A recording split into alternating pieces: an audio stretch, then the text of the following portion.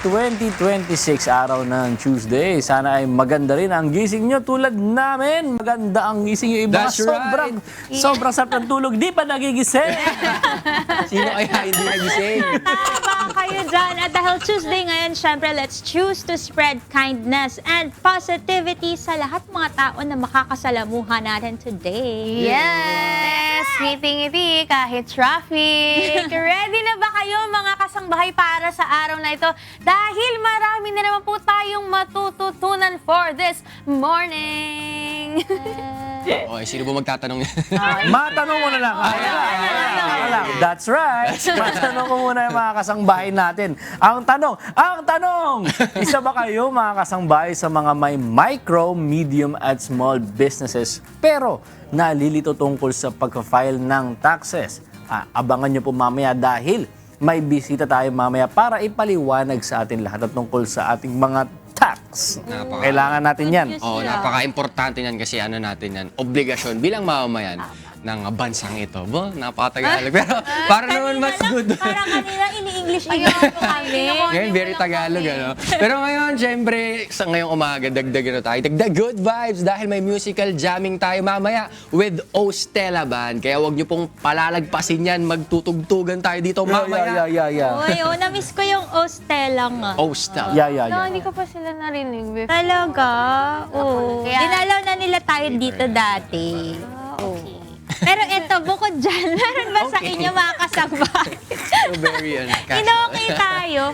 Meron ba sa inyo mga kasangbahay na nahihirapan maghanap ng mga bagay-bagay dahil sa panlalabo ng mata? O kaya naman po nawawala na ng paningin po ninyo sa gilid o yung peripheral vision. Naku, baka senyales na po yan ng glaucoma, ang tinaguriang thief of sight. Yan naman po ang pag-uusapan natin sa Usapang Pangkalusugan kasama ang ophthalmologist na si Dr. Rainier Covar. Kaya manood po kayo mga kasangbahay kasi baka mamaya meron na pala kayo nito. Hindi nyo pa alam. Ang hirap pa naman pagka ganyan yung kondisyon ng mata mo. Kaya maganda makapakinig po kayo mga kasangbahay. At syempre, hindi magpapahuli ang ating breakfast for today. Abangan niyo po kung ano ang ituturong recipe ni Chef Hoven Cheng mamaya. Ay, ito. Pakita natin si Chef sa ating kusina. Morning, Chef! Chef! Naalala niyo ba nung merong nagdala dito ng seafood platter? Ay, oo. Kapatid niya yun, si Chef John. Yeah. Ito naman si Chef Hoven. Brothers. Okay. Pero isa na namang fun-filled morning ngayong araw sa dami ng activities natin. Pero syempre, sa dami ng mga nilook forward natin today, meron naman akong tanong sa inyo. Sino Ayan. ba ang paborito niyong makita paggising sa umaga at bakit? Sino ba ang paborito mong makita pag umaga at bakit? Kung ako sasagot nan, syempre kayo.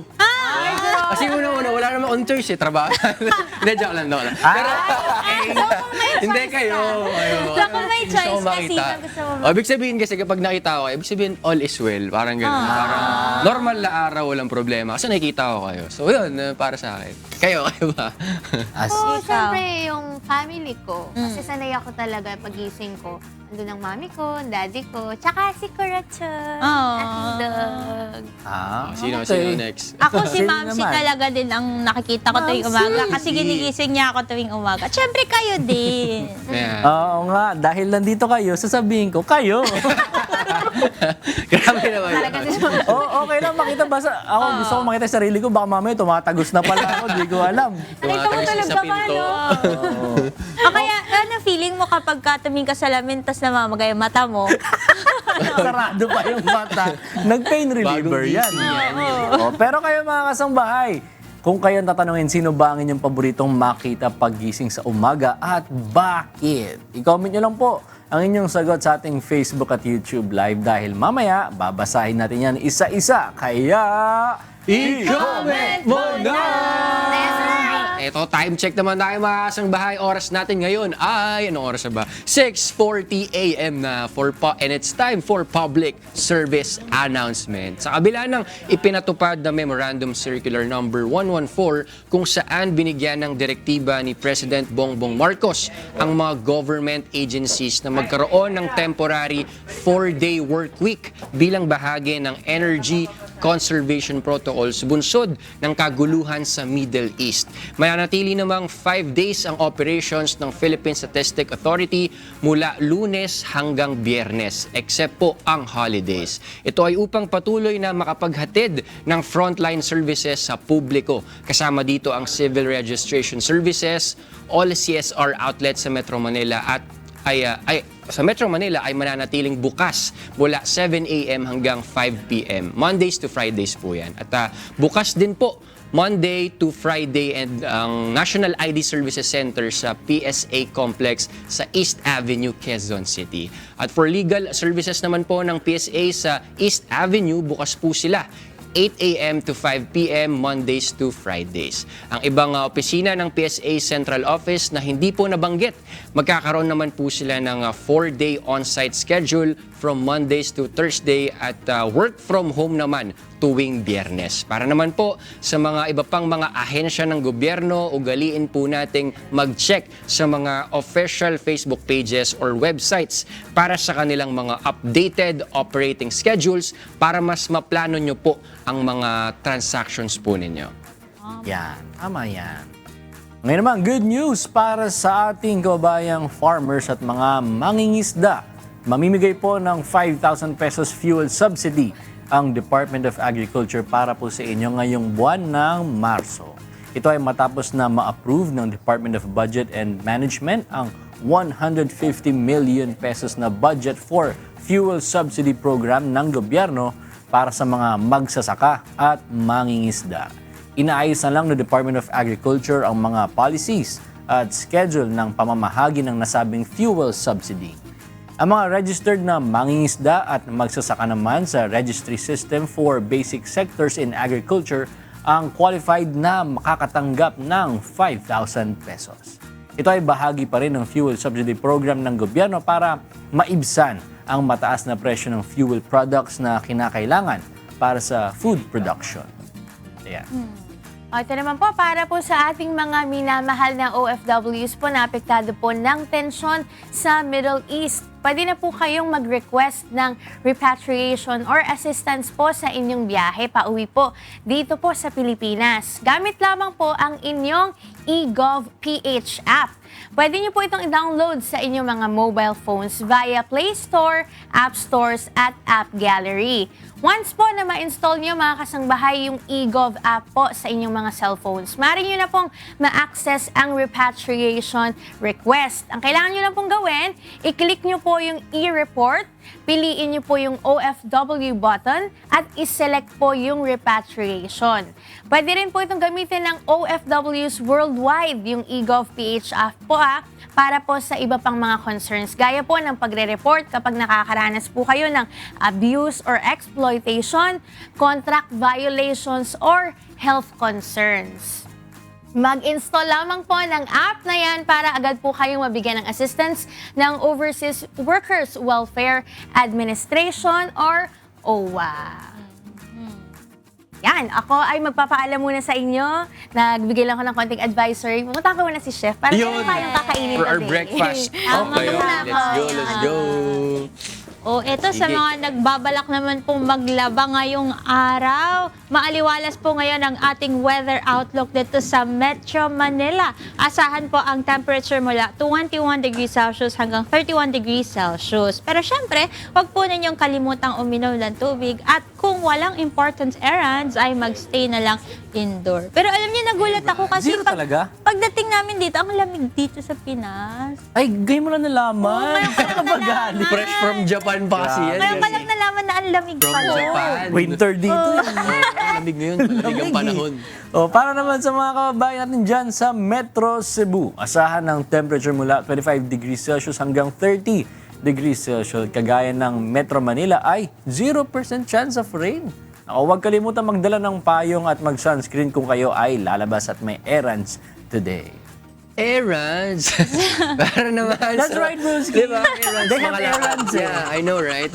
Pero para naman sa mga nasa Davao, iwas muna tayo sa makakapal na damit at matagal na pagbibilad sa araw. Dahil today po aasahan natin ang temperature mula 24 degrees Celsius hanggang 32 degrees Celsius. At 0% din ang chance of rain, kaya stay hydrated mga kasangbahay. Yes. At sumikat na nga po ang araw kanina pong 6:03 ng umaga. Kaya po para sa mahilig mag-picture ng langit dyan, abangan nyo na lang yung sunset. Kasi wala lang araw na, nakaset na. Kasi mamaya po yan, 6:07 ng hapon. Ako, kayo ba, anong gusto nyong ginagawa kapag sunset? Nagpipicture din ba kayo? Oo. Sunset. Dati marami yung picture ng sunset eh. Gusto ko yung yung mismong patak sa mukha mo. Patak ba tawag doon? Yung mismong tama sa mukha mo. Pag tinamaan talaga yung mukha mo. Di ba yung tama? Kasi di ba healthy daw yun? Masakit yun. Sunrise. Hindi, yung araw, yung tama nung araw. Kasi healthy daw yun eh. Sinag. Yung sinag. That's the right That's term. the word. That's the right term. Mamaya tatamaan. Tatama ka rin mamaya. Pero mga kasabay, marami sa atin ang gustong magsimula ng negosyo o kumita online. Pero nalilito pagdating sa mga tax forms. Kasama na rin dyan kung ito ba ay quarterly, annually ba ito? Ano ba talaga, di ba? At kung paano malaman kung anong klase ng taxpayer ba tayo. Kaya ngayong umaga, tutulungan tayo ni Zia at Alejandro from TaxSumo kung paano ba talaga gumagana ng iba't ibang tax forms at tax categories para sa Ayan na nga sila, dumating na. Good morning! Good morning! Nakita niyo yan, di ba? Ayan ang mga bisita natin. Ali. Good Galing sa morning. elevator kasi yan eh. Yung elevator natin eh. Lilipat ko na nga yung elevator na yan dito. Good morning, Zia and Ali. Good Welcome to the morning. show. Please greet Morning. our viewers. Hello, Hi. good morning. Hi. Kamusta everybody? They're from TaxSumo. Pero alam nyo, mga broski, and Zia and Ali, isa sa mga kinaka-intimidate na mga Pilipino, yung pag-aayos ng mga taxe, di ba? Kasi I think sa school, meron bang ganitong tinuro sa atin sa school kung paano mag-ayos ng tax? Parang hindi yata, hindi ko siya naranasan ng high Ang school. tinuro umutang interest. Pero tax wala. Totoo, di ba meron yung compounding interest and stuff. Pero yung sa tax, wala masyado. Parang wala. Oo. Kaya ang importante talaga na malaman to ng mga kasangbahay natin para ma-realize nila na hindi pala talaga nakakatakot ang mag-ayos ng mga taxes natin. Kaya ang una pong tanong, bakit ba nakakalito ang pag-aayos ng tax o yung pagpa-file ng mga taxes po dito sa Pilipinas? Ganun ba talaga siya kahirap? Oo, yun nga, kasi sinabi mo, hindi talaga siya naturo sa school. So kung gusto nilang mag-venture in a business, hindi nila alam kung saan magsisimula when it comes to registering their business and also yung mga tax forms na kailangan din nila i-file. So doon sila nahihirapan on where to start. Diba?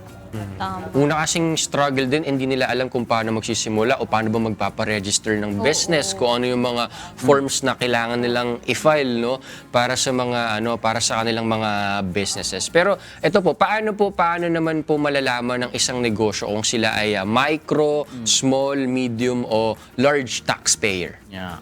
Actually, common yan sa mga nagsisimula pa lang sa negosyo because they get to figure out what type of taxpayer, what classification of taxpayer they are. Pero, to give you an overview, nagsisimula yan sa kanilang gross sales. So, common question yan. So first we have sa ating, sa mga baguhan pa lang sa taxes, we have yung mga micro taxpayers. So, our micro taxpayers ay ano ulit yung natin doon? Micro taxpayers is less than 3 million. 3 million, less than 3 million.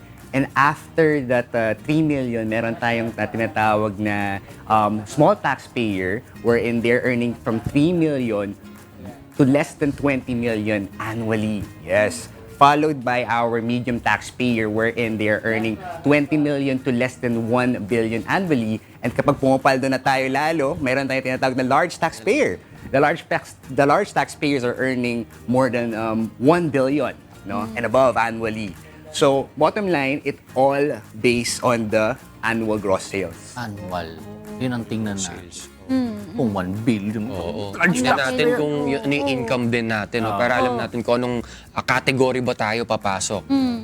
Pero nitong pandemic po, kung natatandaan natin, di ba, nauso yung mga online selling, ang dami ng naging mga VA, mga freelancer, sa bahay na lang sila nagtatrabaho. Paano po nila fina-file yung tax nila at anong category po sila mabibilang? Okay, so una sa lahat, kailangan malaman ng business owner kung saan sila nagpo-fall on the category. So kung sila ba ay individual or corporation, and doon napapasok 'di ba? Once that they know kung ano yung business structure nila, ano yung kailangan nilang forms that they need to file under their business. So kapag po ba freelancer ka, tapos ako lang, wala akong corporation, nag-offer lang ako ng services ko, ano pong tawag po dun sa mga ganong uri ng tax pay? They have usually two classifications. Pwede silang maging professional. Oh. So meaning, pwede nila gamitin your own name para to legally operate yung business nila here. Or they can use sole proprietor. Usually, kapag sole proprietor naman, nire-register nila yung business name nila under DTI. Oh, naku, ayan, i-take note niyo yan, mga kasangbahay. Kayo na mag-decide kung ano kayo dyan. Yes. Pero ito na, kapag alam na ng isang business owner kung ano sila, taxpayer category, ano naman yung mga susunod na dapat nilang malaman tungkol sa mga tax forms na yan? Ayan. So kapag nalaman na nila yung business category nila, no? So yung mga tax forms, doon nila makikita kung ano yung mga forms that they need to file for that year. So, depende na lang yun kung nag-categorize sila under individual or corporation, kailangan nila makita yun under their certificate of registration. Doon nakalagay yung mga tax forms that they need to file. So, yeah, yun. Oo. Ngayon naman, let's talk about the 1,700 series forms. Ano ba yung pinagkaiba ng 1701, 1701A at 1701Q? Naku, ito na nga. Oo nga. Ito na, Nagpa-file tayo dito. Mga numbers. Oo, iba't ibang pagka may mga letters na at saka numbers. Naku, magulo na yan. Pero ano po ba itong mga, ano na to, file na to? Yes. So, let's start with 1701Q. So, ang 1701Q is usually filed every quarter. So, kapag may nakita kayong Q dun sa form na yon, it means you have to file it every quarter. Now, yung 1701 and 1701A, both of these forms, pinafile naman to every annual, so every April. Well, okay. So, let's first start with the 1701. Yung 1701 is annual income tax return siya na fina-file ng usually mga mixed income earner, meaning kapag ikaw ay empleyado pero may side hustle ka or business, pwede mo i-file yung 1701. Otherwise, kung pinili mo din yung graduated income tax rate under itemized deduction, 1701 din yung kailangan mong i-file. Yung 1701A naman, ito ay pina-file ng mga businesses who are purely earning from their business itself, no? So, yun, usually doon nila pina-file yung 1701. And then, kapag pinili naman nila yung OSD or what we call the optional standard deduction, or kung kumuha sila ng 8% tax rate, so gagamit din sila ng 1701A. Malapit na mag-April. Yes. Ibig sabihin, malapit na yung pagpa-file ng mga tax daw, kaya ayusin niyo Ilang na linggo yung... na lang, actually. compute Few more weeks before it's Yeah. April. So, ibig sabihin po ba, every April lang po ito pwedeng i-file? Pwede ba sila mag-file earlier kung ready na sila ganun? Best case scenario talaga to file it, siguro 2 days before or as early as possible, mga ganong area na yan. Pero, yeah. May penalty ba kapag ka na-late naman? Yes, so Yes, definitely, ayun. kapag na-late po kayo with the filing, may penalties po. Oo. Tsaka, nauuso na ngayon, kung natatandaan niyo sa mga advisory natin, parang ine-encourage talaga na mag-file ng maaga kasi merong discount. Kung natatandaan niyo, di ba, kapag maaga ka nag-file, meron kang mga 5% discount na babay. Pag late ka, dagdag penalty. Dagdag penalties. Okay, para naman po sa freelancers or people with side hustles, ano-ano po ba yung mga klaseng forms na madalas nilang gamitin para sa mga kasambahay siguro natin nanonood na freelancers para aware na sila? Ano ba yung ihahanda nila? Actually, very popular ang freelancing or side hustling, lalo na in this economy natin ngayon, no?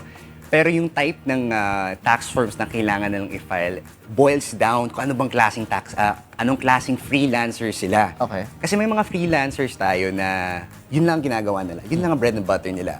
While there are other freelancers na may day job na 9 to 5, tapos meron silang side gig.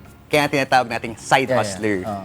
Pero these tax forms just boils down to 1701Q, 1701A, 1701. Depende yan. Pero you would get to find out what tax forms is for you dun sa registration mo. Kung ano yung naka-register. Maganda kasi baka mamaya magkaroon ka pa ng problema kapag ka hindi tama yung registration mo dun sa ginagawa mong service or work na ginagawa. Tsaka BIR ba yung kumbaga nagbibigay sa'yo kung ano yung mga forms na kailangan mo? May ganun din ba silang guidance? Yes, so usually when you register your business with BIR, bibigyan nila kayo ng certificate of registration. So dun sa certificate of registration na yon, dun yun makikita yung mga forms. OR. COR. Ito pa, meron pa. Pinipilit ko, isiksik pa eh. Pero ito ba, naano na ba natin to? Yung forms 1700, Yung Form 1700. 1700. Alam mo itong Form 1700, very popular yan sa mga, lalo sa mga naglilipat ng trabaho, sumasa kabilang office. Yung mga sinasabi nila na bounce na ako, yan, so mga ganun, or sign mo na to para mag-resign. So yun. So yung 1700 kasi, this form is used by employees with at least 2 or more. No? Kung dalawa ang naging boss mo sa isang taon.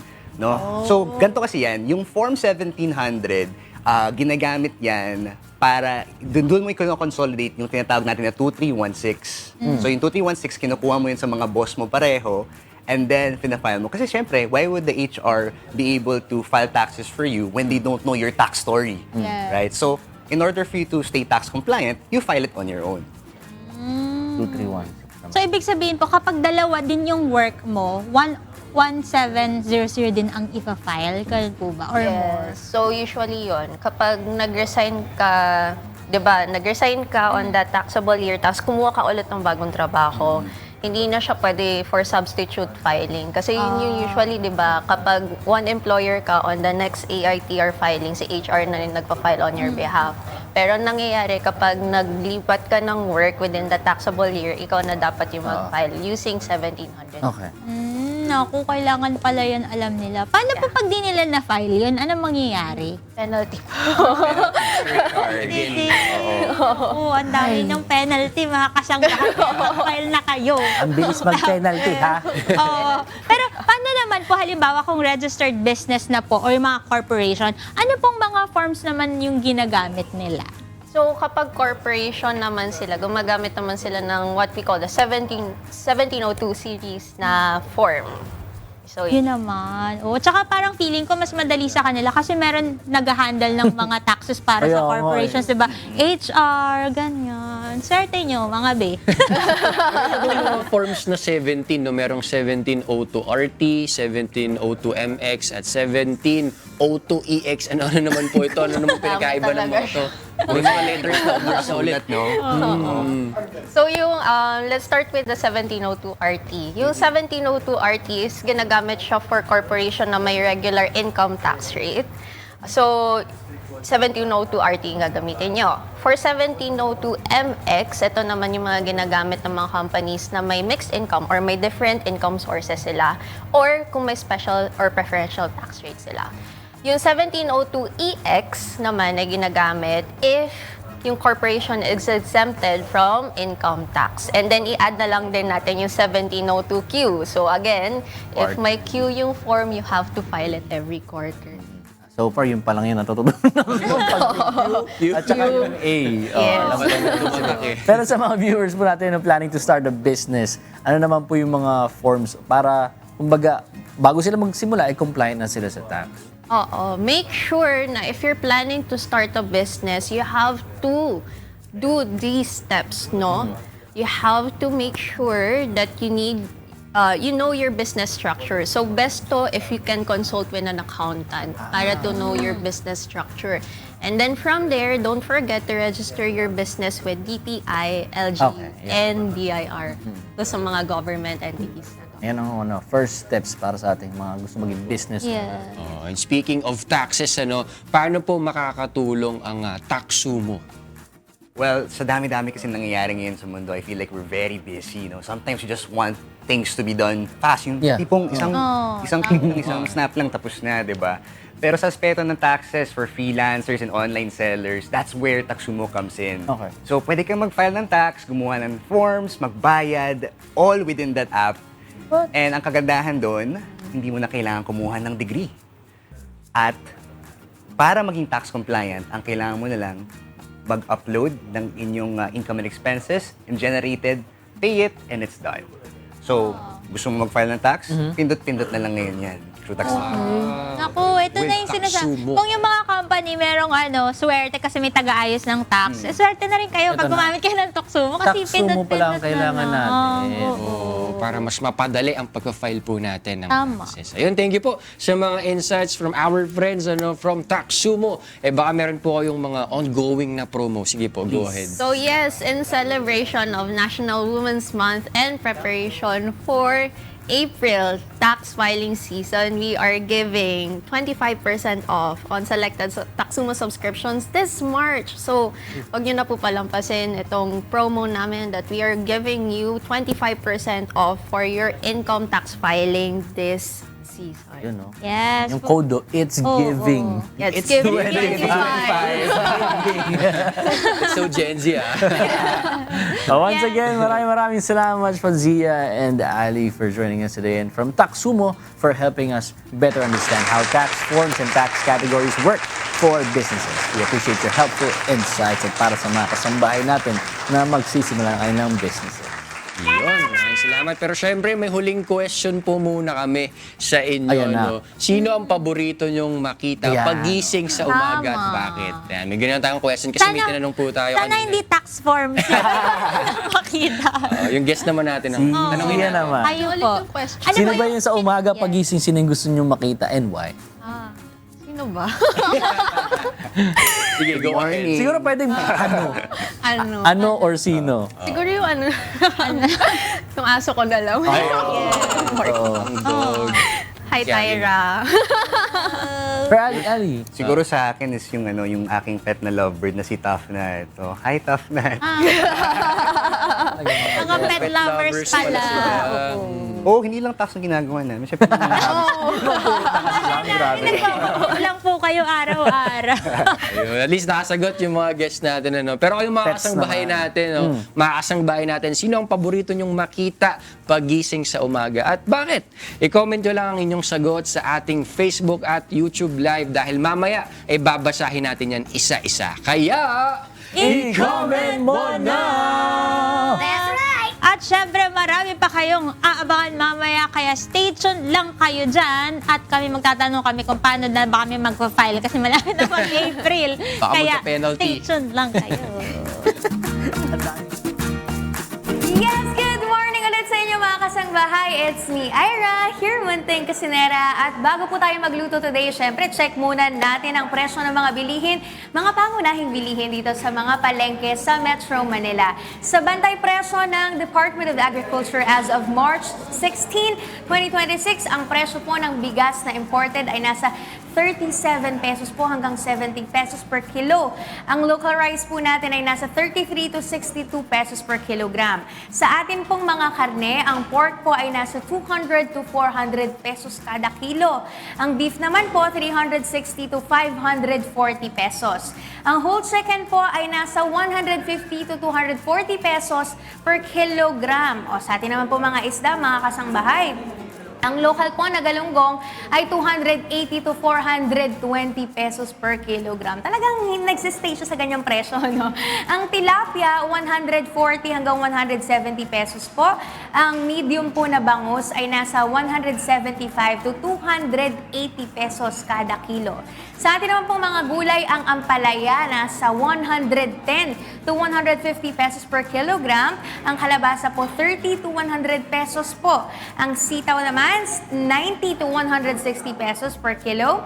Ang talong po, 50 to 120 pesos. Ang kamatis, 30 hanggang 90 pesos po yan kada kilo. Ang kada kilo naman po ng repolyo, 30 hanggang 100 pesos. Ang carrots po, 130 to 200 pesos per kilogram.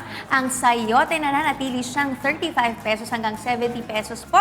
Ang bell pepper naman, 130 to 310 pesos per kilogram. Ang cauliflower po, 60 to 160 pesos per kilogram. At ang letsugas ay 50 hanggang 250 pesos po yan kada kilo. Sa atin naman pong mga spices, ang bawang po, tumataginting pa rin, 120 hanggang 400 pesos po kada kilo. Ang pulang sibuyas, 60 to 140 pesos per kilogram. Ang puting sibuyas po, mas mababa ng kaunti, 50 pesos po hanggang 140 pesos po per kilogram.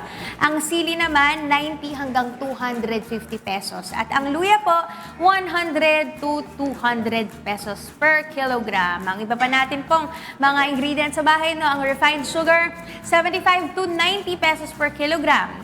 Ang washed sugar po ay nasa 62 hanggang 90 pesos kada kilo at ang brown sugar po 60 hanggang 88 pesos. Ang itlog po 6 pesos hanggang 13 pesos per piece at ang mantika 77 hanggang 190 pesos per liter. Kaya yan po ang ating mga presyo po ng ating mga pangunahing bilihin. Dito po yan sa mga palengke sa Metro Manila. So baka iba po yung presyo kapag ka nasa probinsya po kayo. So paki-take note na lang po mga kasangbahay. At eto na nga, isa pong chef ang makakasama natin today na kanina binanggit ko na rin, kapatid nung nag-guest natin before na si Chef John Cheng. At ngayon, syempre papakilala ko na siya sa inyo. Walang iba kundi si Chef Haven Cheng! Good morning po! Hello, good morning. Chef. Thanks for having me. Diba, bali po kayo sa ating mga kasangbahay. Hello. Ayun, chef, pakakalain nila kayo po ay Korean, ganun po. Yes, Chinese na. Pero Chinese dito na po, lang. ano. Pero, chef, ito po, ano po ba yung dish po na ipe-prepare nyo for today sa atin po, mga kasambahay at sa amin din po? Actually, yung dish na pinipare ko is tinatawag ko na ultimate beef curry, na Japanese curry siya. Okay Explosive po. yung flavor. Bakit po ultimate, chef? May itotodo pa pala yung beef curry, ganun. Oo, ultimate siya kasi yung ingredients niya high quality talaga. Mapa chicken stock, beef stock, everything talaga fresh siya. Okay, so parang from scratch talaga yung mga ano po ninyo, ingredients. Yes. Made with love to talaga mga kasangbahay. Sige po, chef, ano po ba yung ating mga ingredients for the ultimate Japanese beef curry? Okay, bali, mayroong mga ingredients dito. Ito ay white onion. Usually, white onion ginagamit nila para may sweetness talaga. And then carrots para sa additional sweetness again. And tomato, cherry tomato and marble potato para sa garnish niyan for later. Pansin ko pagka may tomato kasi, parang nakakatulong siya sa parang maanghang kasi ang curry ko. So pagka may tomato, parang nagiging subtle yung anghang niya. Okay po. And then meron tayo ditong chicken stock.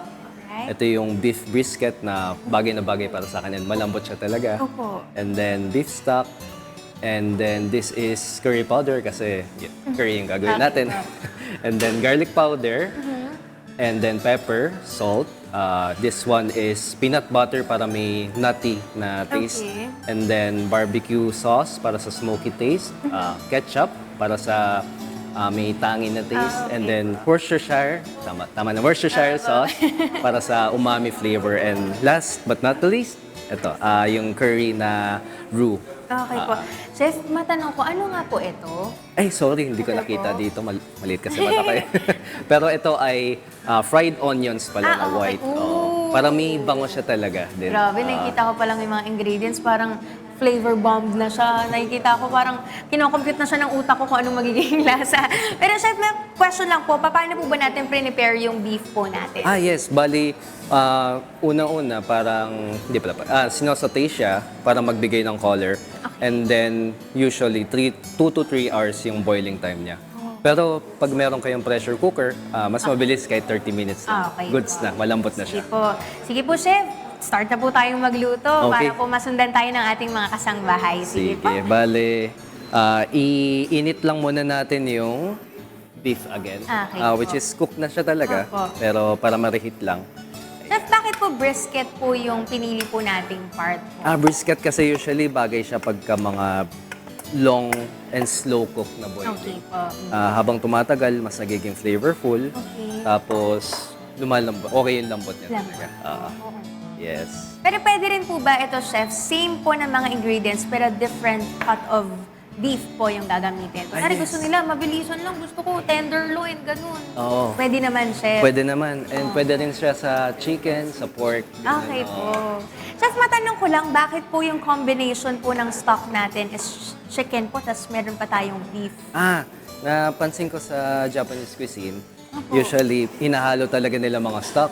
So, meron, for example, sa ramen, may pork stock, may chicken stock. Opo. So, mahilig pala talaga sila mag-mix para magkaroon ng flavor na umami. Okay, so para rich talaga yung lasa, no? Di mo mawari saan nanggagaling yung lasa na ito. Ano, di mo mahulaan. Minsan ganun yung masasarap na pagkain. Parang di mo siya ma-distinguish. Ang alam mo lang ay masarap siya. Malinamnam, gano'n. So, ang Yes, ginagawa po natin, Chef, ngayon, init lang po natin Init yung lang, ating and puno. then ililipat natin siya dito. Okay po. Set aside ka muna. Yeah. Chef, pwede po akong kwentuhan, ano po yung naging experience niyo po sa culinary journey niyo po? Bali sa culinary journey ko, yung pinaka-relevant na experience ko is nung nasa Taiwan ako. Opo. Bali, habang nagsa-study ako doon, nag-part-time ako as a cook doon. So, yung restaurant na yun, nagsusupply ng mga Filipino food para sa mga Filipino workers sa Taiwan.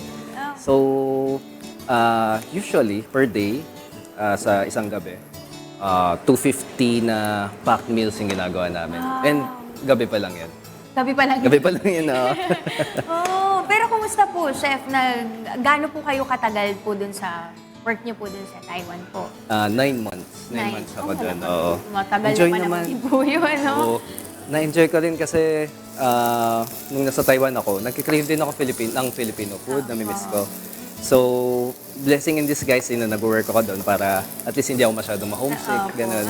Para di niyo po mamiss ang Pilipinas. Oo. Pero Chef, ano po, ito po bang beef curry na to ay original recipe niyo po? Or may mga in-enhance din po kayo sa parang pinagkuhaan po na mga idea, gano'n? Actually, yung parang hobby ko is kakain ako sa isang restaurant. Apo. Tapos kung may nagustuhan ako, tatry ko imitate. Okay. So, kung na-imitate ko siya, parang yung pagluluto parang science. So, Opo. parang trial and error talaga. Okay. Hanggat makuha ko yung flavor or ano yung pa yung pwede kong gawin para ma-enhance siya. Opo. So, usually, ganun yung ginagawa ko. Ang And galing. ganun din sa curry na recipe na ito. Opo. So ito po ba, Chef, nagkaroon din kayo ng mga ilang trials para ito na, exact na yung measurement natin para makuulit ko na siya. Oh yes, nakailang trials din ako para dito. Oo. Galing. Yes. Ayun ang hindi ko talaga ginagawa. research. Pantsometer lang ako palagi. Sige po, Chef, ano po ang Ayan. next po natin Next after the natin onions? dito, sorry. Ito pala. Kailangan lagyan ng beef stock konti para mag-caramelize yung onion. Okay. Bali, So, beef paano stock po na natin din ginawa nilagay yung ko. beef stock po na ito? Yung beef stock natin, bali ito yung pinagkuluan din ng beef brisket. Yes. Okay. Oo. Parang walang tapon po, no? Walang tapon talaga. And actually, yung chicken stock ko, hindi siya yung conventional na gagamit ka ng buto, ng manok. Opo. Kasi usually ganun eh. What more kasi pag ginamit mo is roasted chicken. Roasted. So, yun nakita ko. Flavor na Oo. yun, Chef. Wow. So, yung ginamit ko yung roasted chicken. And true enough, napaka-flavorful. Opo. O so pwede, no, pag kayo mga kasangbahay, bumibili kayo ng roasted chicken sa labas o pakuluan nyo lang after, pwede pa pala. Pag kayo nakain nyo na yung mga buto-buto, meron pa palang ibibigay sa inyo na flavor yun. Yun nga. Tapos, Ayan. pwede mo pang gawing chicken salad. Yung roasted chicken na Grabe, ginawa. Walang napakadami tapon talaga. Bawal talagang mag-waste ng food. Yun ang Lagi. natutunan ko rin po na mga chef po na nakakausap ko rin na through time po, lagi pong nilang pinapaalala, sana kapag ka magluluto, walang food waste talaga. Ayan, Lalo na sige sa panahon ngayon, Opo, chef. kailangan talaga Tama walang po. tapon. So, lagyan na Tipid natin. tayo sa ingredients. Lagyan na natin yung carrots natin. Carrots. Konting saute lang. Okay po. Medyo papalambutin lang natin siya. Okay po. And then, lalagyan natin siya ng chicken stock. Chicken stock. Actually, lahat na ito. Okay. Lahat po yan. Lahat na ito. Kasi para sa ganitong recipe, bagay siya talaga sa isang kilong beef brisket. Okay. So, yung chicken stock ko, ano rin siya, 1 liter din siya. Yes. Iba rin talaga kasi kapag nakasukat, lalo kung magbe-business kayo mga kasangbahay. Siyempre, ayaw mo naman malugi yung business mo, di ba? So, kaya napaka-importante ng sukat at yung tamang measurement. Yes. Pero chef, kayo, anong best memory nyo or best lesson siguro na natutunan nyo sa pagluluto? Yung best lesson na natutunan ko is to never give up. Give up talaga. Kasi may mga times na parang madi-discourage ka from negative feedbacks. Pero pwede mo siya i-take as an advice para to be better, ganun. Okay. And ayun, research lang talaga and luto ka lang ng luto. Kung mahilig ka naman kumain. Ako mahilig ako kumain, kaya nag-aral ako magluto.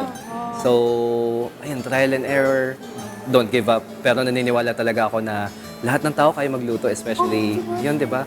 Kasi sa YouTube pa lang or sa ibang social platforms or even dito, pwede ka makakuha ng mga legit talaga na recipes. Yun. At syempre, maraming salamat, Chef, dahil kayo po ay nagbabahagi sa amin ng mga recipe. Pero habang sinisimmer pa natin to, Chef, yan, puntahan muna natin ulit yung ating mga kasama na favorite kumain. Ayan, hello sa inyo, mga kasama kong magaganda at gwapo. Hello, shout out sa inyo. Ayan, excited na ako na matikman yan, mga kasangbahay. Pero habang hinihintay namin yung niluluto nyo, alam nyo ba kanina, naglalaway na si Joshua. Kaya nga Sabi nga niya, dagdagan daw ni Chef Chef, yung luto. parang konti niyang brisket na yan, Chef. Kulang yan.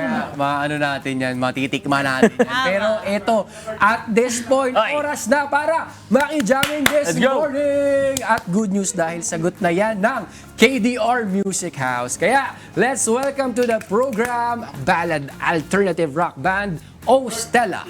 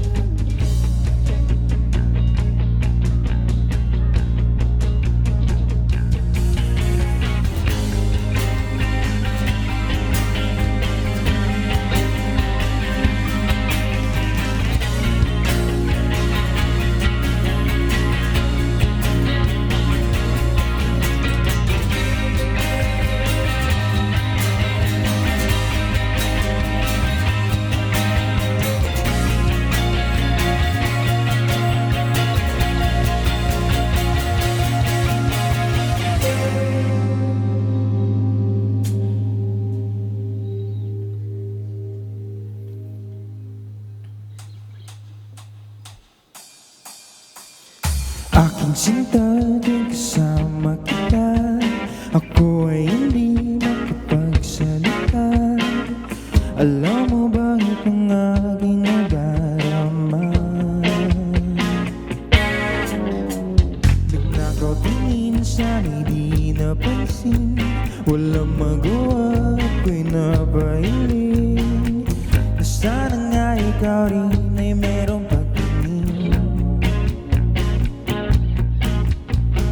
Dito ka lang, may sasabihin ko.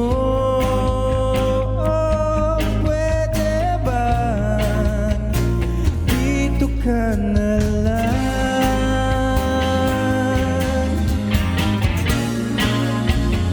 Dito ka na lang.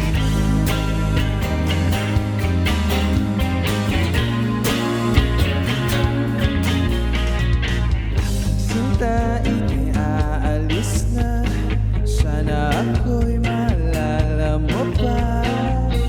Pwede pa ba magbago ang isip mo? Sana dito sa kanta na ito, malaman mong puso ko'y laging sa'yo. Saan ka man, di na ito magbabago. At kung pagbigyan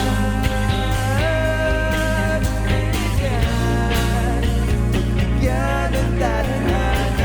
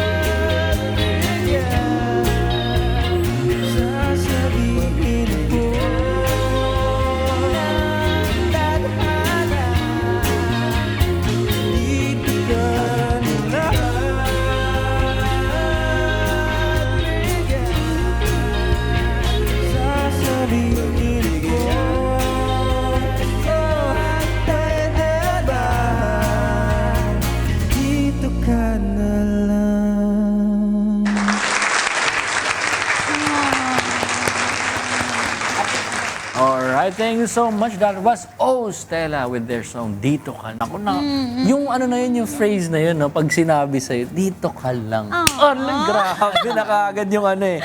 Grabe yung impact ng phrase na yun, di ba? Ang daming feels kapag sinabi mo yun sa isang tao. Parang very heart melting kasi parang gusto ng isang tao na mag-stay ka with that person. Pero welcome muna natin yung with Stella. that, Good morning. Good morning, guys. Good Stella. morning. Thank you for joining us today. Pakilala natin sila isa-isa, starting with Angelo on rhythm guitars. Kaway-kaway naman dyan. Yung.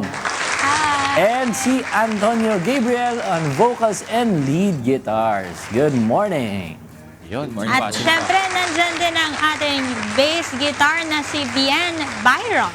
Good morning. Meron pa sa drums si Johanan. Tama ba? Drums Johanan. Ayan. Syempre si John Matthew on lead vocals and guitars. Good morning. Good morning. Ayun, please, greet your fans naman and our viewers. And hello, good morning sa viewers namin dyan. Siguro I wanted to give a shoutout na lang sa family namin siguro na nanonood today. And to those who know us, thank you so much. We're very blessed to be here in Good Morning Kuya, and it's a great opportunity to be here again, to see you again guys. And sobrang nag-enjoy kasi kami, kasi galing talaga kasi makipag-usap sa amin. Nag-enjoy talaga kami. Kami rin naman nag-enjoy sa music ninyo kasi nakailang na rin sila, nakailang guesting na rin dito ang Stella. Pero yun, sige si Celine, may tatanong si Celine eh. Oo, pero bago natin kasi pag-usapan itong new song nila, syempre gusto natin silang i-congratulate dahil nakabalitaan namin na itong song ninyo na Sana ay included sa 6 na Spotify playlist. Naku, pwede nyo bang ulit-uliting stream ang song na yan ng Stella. Kaya iscan nyo lang ang QR code na nasa ating screen. Abangan nyo About na to appear. Ayun. Ay, dito pala. Ay, dito. Okay, tanong natin dahil na-intro mo na itong new song niya na Sana. Pero pwede niyo ba ikwento sa amin ano ba itong latest single niya na Sana? Ano bang istorya nitong Backstory kantang to? So yung Sana yung pinaka-recent song na nasulat namin. I think pinaka-best word to describe the song is really about confusion. Kasi minsan when we fall in love or kapag meron tayong ginagawa sa buhay, minsan hindi tayo sigurado sa mga bagay-bagay. And lalo na sa love, may mga times na parang sasabihin mo sa sarili mo na, hindi ko siya gusto. Ano ba talaga? Ano ba talaga? Parang ano talaga? niloloko mo yung sarili mo na, hindi ko talaga ito gusto. Pero Okay. pag nakikita mo yung person, parang biglang sasabihin mo na, parang ikaw na lang sana. Parang sana may ginawa ako. So parang yun talaga yung sinasabi ng song. Naranasan niyo ba tong ganitong feeling? Oo nga, bakit ganyan naman ang Oo hugot? nga. May Sino isa ba ba sa sa- inyo ang inspirasyon ng kantang ito? Sino bang dahilan? Oo. Parang lahat naman ata na-experience na at least once. No? Pero I think it's one of the things that we really like to do nga is parang we try to put ourselves dun din sa kung ano tingin namin na feel ng others. Kasi meron nga mga bagay talaga na hindi mo kaya ma-explain and hopefully yung goal namin is ma-explain namin siya through song. Tama. So kapag yung mga listeners namin nakikinig sila, parang ganun din yung nafe-feel ko ngayon. Hindi nila mararamdaman na nag-iisa sila dun sa nafe-feel nila. Nakakaano sila, nakaka-relate sila sa music ninyo kasi hindi lang din naman kayo ang mga nakaka-experience. Maraming nakaka-experience. Di ba, Ian? Huwag ka nang magbanggit. Nag-delay drop ka pa. Tinatanong ko lang. Pero yun nga, relatable yung song. Pero ito, meron bang experience ang band during yung recording or composing ng song na to, naging memorable para sa inyo? Oh, wow. Actually, marami kaming different stories, syempre, from different band members, different perspectives. Kung, syempre, kung isa-isahin natin, it would be like very meaningful. So, parang for us as a whole, yung nagustuhan namin when we're recording sana, it's really the process. Nung paunti-unti namin siyang binubuo, actually, nung time lang din talaga na nag-record kami, doon namin na-determine yung talagang gusto namin gawing tunog talaga. And we're just very proud na nung nilabas namin siya sa mga tao, napunta siya sa mga playlists. Tapos, it's more of like, nilagay lang namin yung puso namin dun sa work na yun. And then, nagbunga na lang siya eventually. Through KDR Music House support din. sobrang thank you din sa always trying to help us din talaga. And we're very grateful for all of your support. Alright. Pero feeling ko ang rewarding as a band na kapag bumubuo kayo ng song. Kasi yung iba parang talagang parang it takes time para makabuo sila. Parang bubuo kayo ng puzzle piece. Tapos pag nabuo na, parang you feel proud as a band kasi parang contribution nyo lahat yun eh. Diba? Parang ang galing lang. Parang na-appreciate ko lang pag banda kayo. Pag nakakabuo kayo ng song. Dito naman sa inyong latest song, ano ba ang message na gusto nyong iparating naman sa mga listeners ng inyong kanta?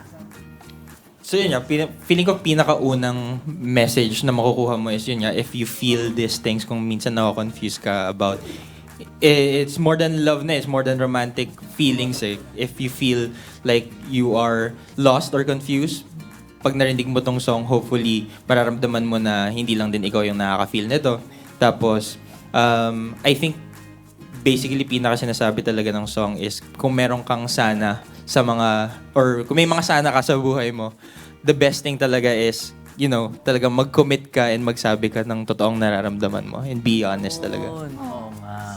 No No what regrets. ifs mo, no? Mga what ifs. Para walang regrets. Ayan, please promote your latest single and saan ba namin pwedeng i-follow social media accounts niyo for more updates for you guys. So, Gaydar Music House has been very good sa pag-share talaga sa lahat ng music platforms. So, Sana is available, of course, on Spotify, on Apple Music, on YouTube Music, kung nakikita nyo Amazon Prime. I'm not sure lang kung ano yung nasa gitna. So, thank you talaga kay ADR. Napunta rin siya doon. So, if ever, just, try to listen in sa mga playlists din that you can see in the screen. So, you can also follow us on TikTok. We create yung mga videos na nakaka-relate, nakakatawa. Gusto rin namin kasi talaga na i-show yung funny side namin. So, you can check TikTok and then for updates, you can check our Facebook and Instagram page. Thank you. Naku, i-check nyo na sila kung meron kayong mga feelings na hindi nyo ma-put into words. Baka ito ng kanta ng Stella na to ang hinahanap nyo. Diba? Kaya thank you so much, O Stella Band, for brightening our day with your music. At syempre, hindi tayo pahuhuling mapakinggan ang latest song nila. Here's O Stella with their latest song, Sana.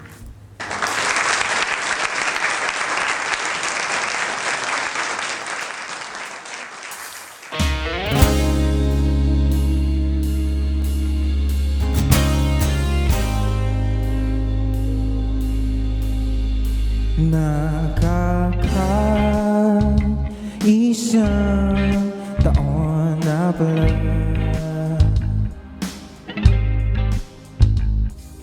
Ito na naman Akala ko'y nakapili na Hayan ka na naman Ginulo mo na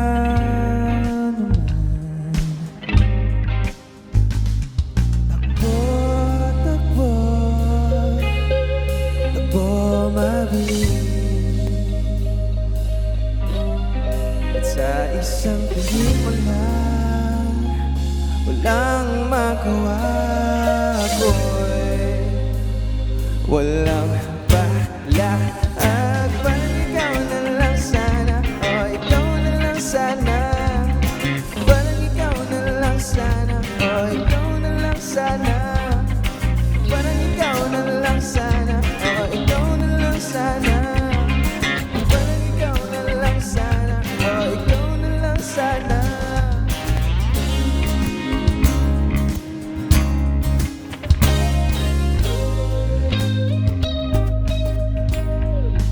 Pwede bang ako'y iyong tantanan? Sigurado ka na ba kung ganon ay tayo na simula mo ay wala nang atrasan Takbo mapalayo sa isang tingin mo lang walang magawa ako'y walang balahag parang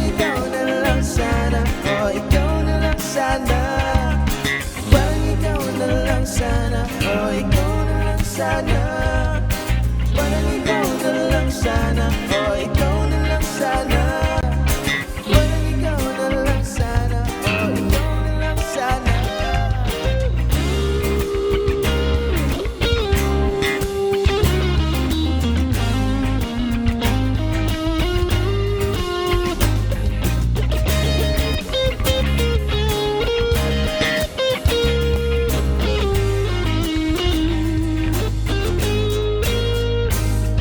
Takbo, takbo, takbo, takbo, mapalayo sa'yo. Ikaw na lang sana. Takbo, takbo, takbo, takbo, mapalayo sa'yo. Ikaw na lang sana. Takbo, takbo, mapalayo sa'yo. Takbo, takbo,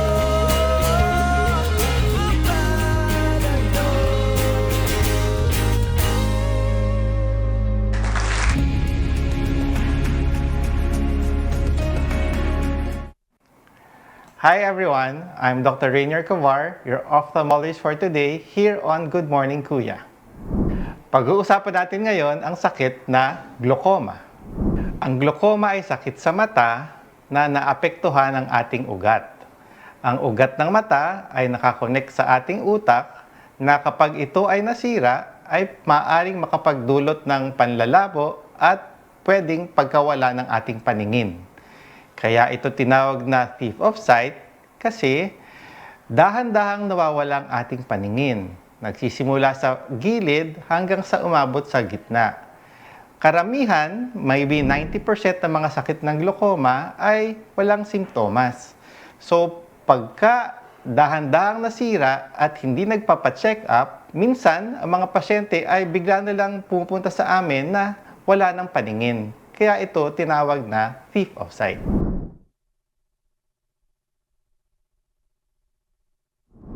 Maraming risk factors ang glaucoma.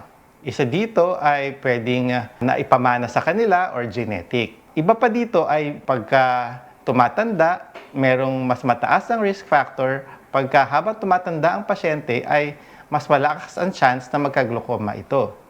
Minsan, nagkakaroon din ng mga bata or mga sanggol, yung tinatawag na congenital glaucoma. Hindi ito pangkaraniwan, pero pwede rin itong mangyari. Minsan, nangyayari rin ito sa mga kabataan. Kaya, importante na ang pasyente natin ay makita ng mga doktor sa mata para malaman kung meron silang sakit na tinatawag na glaucoma.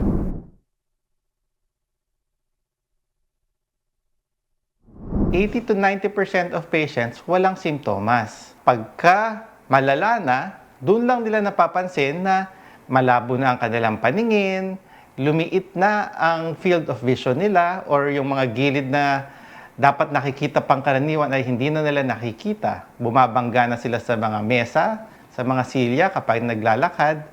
Tapos, pagka malala na, minsan, aninag na lang ng ilaw ang kanilang nakikita. Para sa ibang klaseng glaucoma naman, yung mataas na pressure, ito ay nakakasakit ng kanilang ulo, namumula ang mata, malabo ang paningin. So, ito yung usually nagpapacheck up bigla-biglaan kasi meron silang nararamdaman na masakit sa kanilang mata at ulo.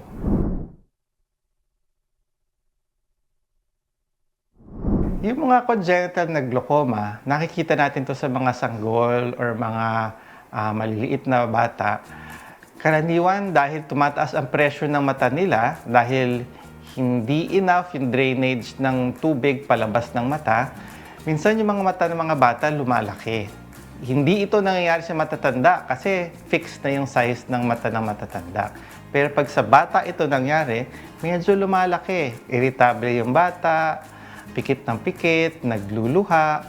So pagka ganito, nakikita nyo medyo lumalaki yung mata ng sanggol or namumuti yung kanilang cornea, dapat ipa-check up na nyo sa mga dalubhasa, whether sa pediatrician or sa ophthalmologist na pangbata.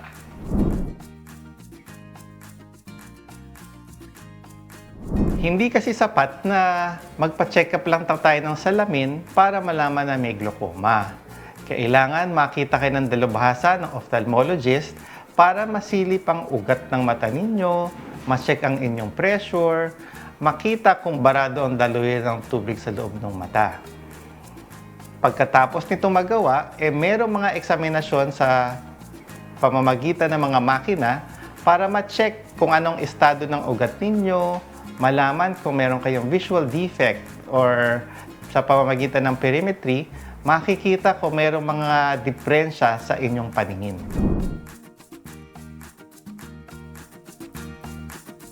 Kagaya ng lahat ng sakit, prevention is better than cure. Pinakamainam na makapagpa-check up tayo even before lumala ang ating sakit.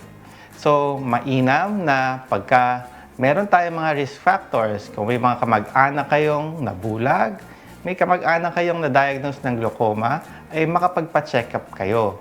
Meron din mga milestones. Ibig sabihin, pagka bata kayo, magsisimula na maging adult or 18 years old, pagka 20, 40 years old, magpapacheck up kayo sa inyong doktor sa mata para makita kung healthy ba ang inyong mga mata.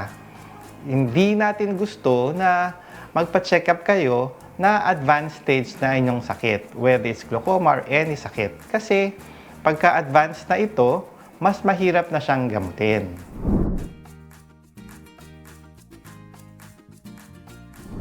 Ang glaucoma ay sakit na hindi natatanggal. Pag meron na po kayong glaucoma, malamang meron na kayo nito for life. Ang pwede na lang natin gawin i-prevent itong lumala or ma-maintain na lang natin ang inyong paningin. So, gusto natin malaman na kung may glaucoma kayo, ma-diagnose kayo ng early para hindi na siya lumala. Ang maganda naman sa glaucoma, sa simula, ang mga gamot lang dito mga pamatak. Pwede tayo na makontrol ito kung maaga pa sa paggagamit natin ng mga pamatak sa mata.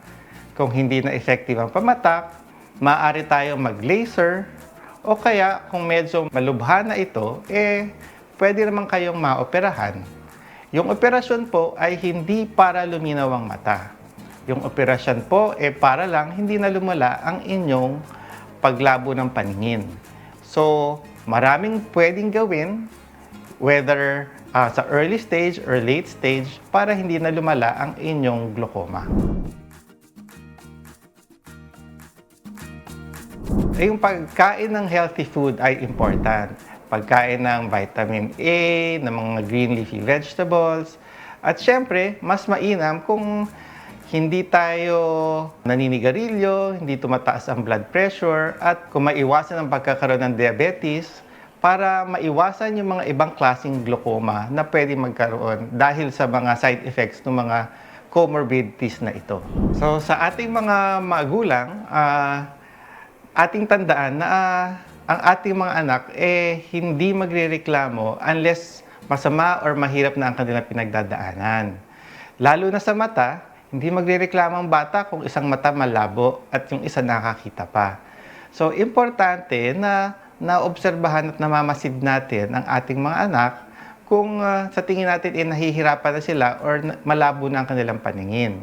Kung nakikita ninyo na lumalapit na sila sa TV or sa blackboard para manood ng ang mga palabas or para makita yung mga sinusulat ng teacher, dapat iniisip na natin na baka nearsighted sila at kailangan nang dalhin sa mga espesyalista para ma-check kung kailangan na magsuot ng salamin or kailangan nang i-check up for other eye conditions. Importante sa atin na makita kaagad habang maaga kung may karamdaman ng mga anak natin para malaman at ma-prevent ito lumala. Mahalagaan, alagaan natin ang ating paningin kasi dapat healthy tayo. Thank you for watching this video. I am Dr. Rainier Cavar from the Philippine Glaucoma Society. Thank you so much, Doc. Huwag ipagwalang bahala kung may kakaibang pagbabago sa inyong paningin. At kahit wala pa tayo nararamdaman, maganda na magpakonsulta na rin tayo regularly sa ating mga doktor at eye specialist para makaiwas at maagapan natin ang anumang eye conditions. Dahil dapat healthy tayo. O, kumustahin naman natin ang ating munting kusinera. Kamusta na ba ang ating almusal? There. Hindi ko naintindihan yung sinabi ni Joshua. Pero ito na nga, nagbabalik po ang inyong munting kusinera at short update po dun sa ating prepare. Ayan. Chef, ano po ba yung mga ginawa po natin before po tayo nag-end up sa ganitong sauce po na ito? Bali, nilagay na natin ang mga wet and dry ingredients Okay natin po. like yung curry powder, yung Worcestershire sauce, ketchup, barbecue sauce, and yung fried onions nilagay na rin natin. Okay. So, lahat po ng ingredients kanina na binanggit natin, Chef, no, ay dinomp lang din natin dito sa, ano natin, sa pan po. Yes. Oo, ganun nga. Tapos, Ayun, tig 1 ito pala, tablespoon. Chef, yan sa monitor po natin, no? Ayan, mga kasangbahay. Lahat lang po yan, pinagsama-sama lang po natin sa pan. Tapos, pinakuluan lang po natin, Chef, Yes. no? Ayan. Pinasimmer lang saglit. Okay. And then, ito naman, nilagyan ko na ng soup galing Okay po. dito para sa curry na roux, yung curry cubes natin. Para hindi siya mag-clump, so Okay lagay po. ko na siya.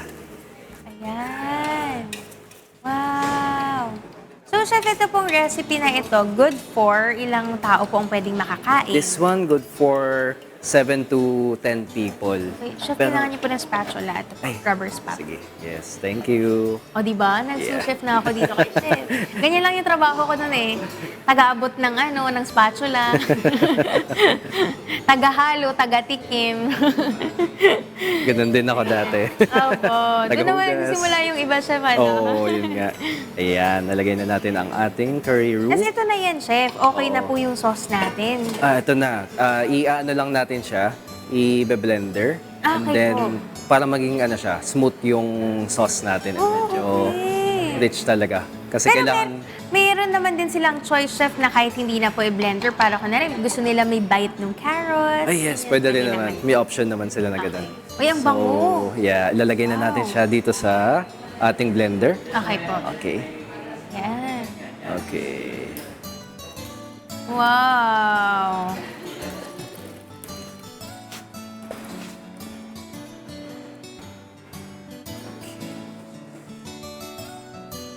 Alright. Then, sarado lang natin siya.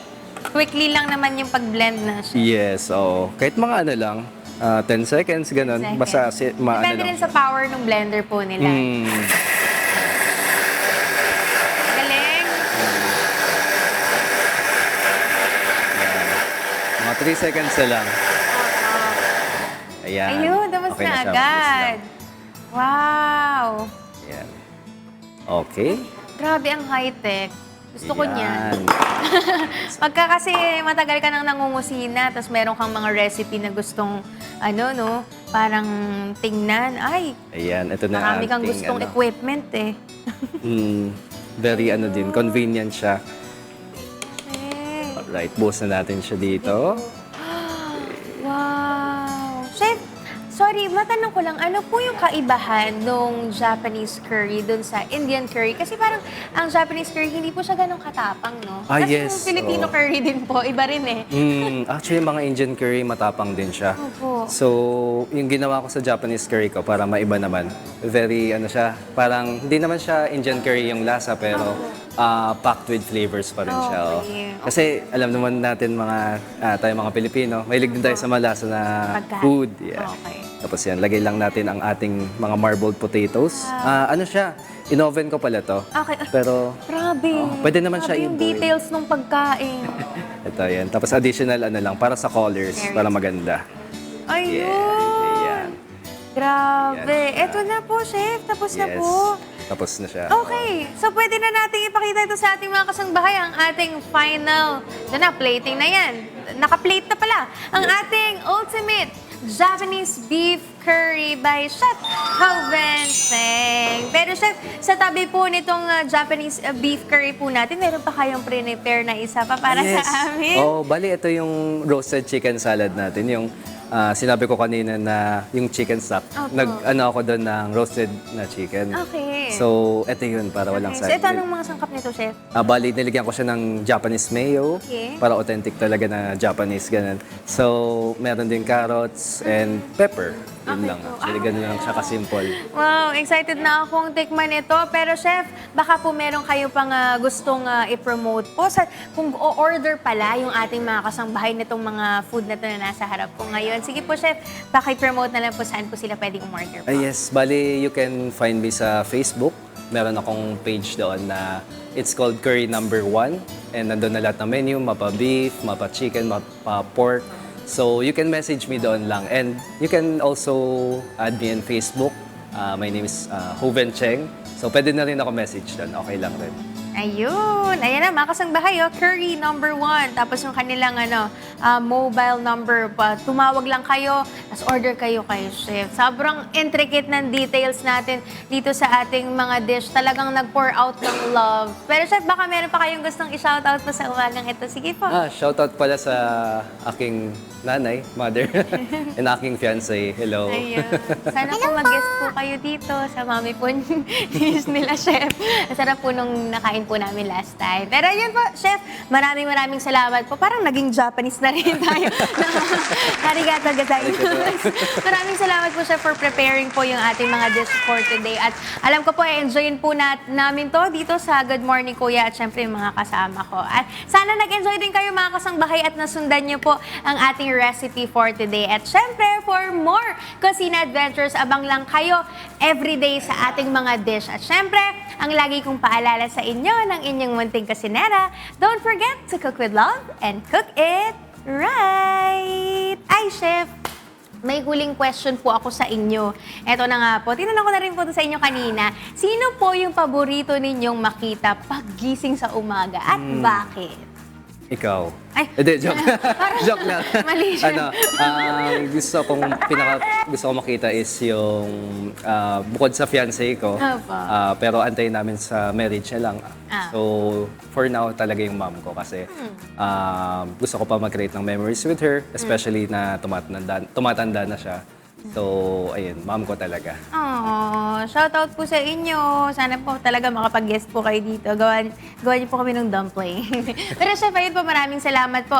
At kayo naman mga kasangbahay, same question. Sino po ba ang paborito ninyong makita pagising sa umaga at bakit? I-comment nyo lang po ang inyong sagot sa ating Facebook at YouTube Live. At dahil mamaya babasahin po natin yan, isa-isa kaya, chef, basahin po natin. I-comment mo na. That's right! Abang kami dyan, mga kasangbahay. Balik sa inyo. Yes! At time check muna tayo mga kasangbahay. Ayan. It's 7:53 in the morning and it's time for Oy. Something Good! Alright. Oh, ito mga kasangbahay, alam nyo ba na maraming naantig sa isang video na shinare ni Hyra Labaro sa kanyang social media kung saan isang lola ang pumasok sa kanilang clothing shop sa Bambang, Nueva Vizcaya para mamili sana ng damit at jacket. Pero dahil branded clothes ang kanilang mga paninda, ay medyo may kamahalan ang presyo nito. At para hindi na mahirapang magbayad ang matanda, binigay na lang ng mag-asawang may-ari ng clothing shop ng libre ang napiling jacket at damit ni Lola. Tila naging bata naman ang matanda na napatalon pa sa tuwa at nagpasalamat sa mag-asawang may-ari ng tindahan dahil meron na siyang bagong jacket. Saludo naman po ang Good Morning Kuya sa mag-asawang may-ari ng clothing shop na nagmagandang loob sa lola na nasa video. Ang kanilang kahanga-hangang ginawa ay talagang masasabi nating Something Good! Ayaw nyo ko isali Nakakatawa naman. Libre na lang na binigay Saka ni nakakatawa Lola. yung tumatalon-talon si Lola. Sobrang niya, happy. Genuine naman nung Na-appreciate niya tuwa talaga. niya. Yay! Something good po yan, mga kasangbahay. At shoutout muna po sa lahat ng nakatune in ngayon sa ating YouTube and Facebook account. Kanina tinanong natin sila kung sino ang paborito niyong makita pagising sa umaga at bakit. Narito po ang ilan sa kanilang naging sagot. Ang sabi ni Mariel Verano Daligero, ang gusto ko pong makita sa pagising ay aking pinakamamahal na mama at papa.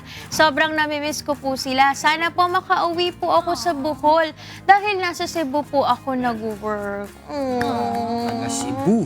Ito naman ang sabi ni Ian Christopher Chua. Baka tukayo to ha. Ang paborito kong makita pagising sa umaga ay yung mama ko. Nagbibigay siya ng lakas sa akin para mas gumawa pa ng mga gawaing bahay. Ba? Motivate sa'yo. Namomotivate kang magsipag. Siyempre na si mami. Pagising mo pa lang, anak, gising ka na pa. Pagluto ka na ng almusal. Namomotivate ka, paano nakaganyan eh? Nakatingin sa'yo sa higaan. Alam mo rin sasabihin. Gising na pala ang prince. Si Dorini. Gising na pala ang anak sa Kahit sino mayaman. motivate eh. Ito naman Talaga. galing kay Joe Kaindoy. Yung mga alaga naming aso, kasi every morning paglabas namin ng room, nakaabang na talaga sila sa door. Tapos tatalunan kami na para bang 5 years kaming hindi nagkita. Kaya ganun talaga yung mga dogs. Oo, wala. Very loyal. Tama. Shoutout rin po sa ilang mga commenters natin sa ating live stream. Masaya kami makasama kayo this morning. Sino ba yan? Alam niyo na po kung sino yan. Kung sino ba kayo, kayo na yon. Good morning. You know who you are. Good morning po sa inyo. Oo, kasi yung mga top fans, di ba? Yes. Kilala naman natin. May mga badges na yung mga nakalagay. Top fan pag lagi nagko-comment sa ating live stream.